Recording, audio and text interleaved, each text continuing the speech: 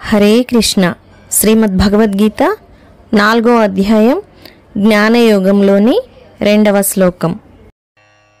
ఏవం పరంపరా ప్రాప్తం ఇమం రాజర్షయో విదుః సకాలే నేహ మహతా యోగో నష్టః పరం తపా.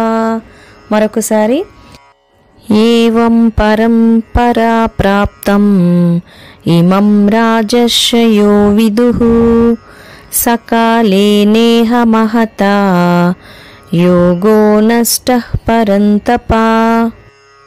ప్రతిపదార్థం: ఏవం ఈ విధంగా, పరంపరలో, ప్రాప్తం పొందిన, ఇమం ఈ శాస్త్రము, రాజ ఋషయః రాజర్షులు, విదుః అర్థం చేసుకున్నవారు, సహా అది, కాలేన ఎంతో మేర జరిగిపోయిన కాలంలో, ఇహ ఈ లోకంలో, మహత మహోన్నతమైన, యోగః యోగము, నష్టః తరిగిపోయినది, పరంతప శత్రువులను తప్పింపచేసేవాడా ఓ అర్జున.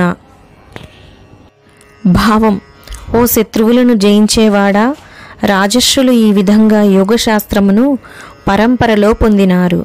కానీ కాలగమనంలో అది ఈ లోకంలో లుప్తమైపోయినది, అనగా క్షీణించిపోయినది. వివరణ: ఈ ప్రకారంగా సూర్యుని నుండి వైవస్వత మనువుకు, ఆయన నుండి ఇక్ష్వాకు మహారాజు, ఆయన నుండి ఆయన కుమారులు, శిష్యులకు పరంపరాగతంగా లభించింది. వారందరూ ఈ యోగమును భక్తి శ్రద్ధలతో ఆచరించి రాజర్షులయ్యారు. ఈ యోగము ఈ ప్రకారంగా పరంపరానుగతంగా లోకానికి సంక్రమించింది. కాలం గడిచే కొద్దీ ఈ యోగం అంతరించిపోయింది, చివరికి ఎవరికీ తెలియకుండా పోయింది.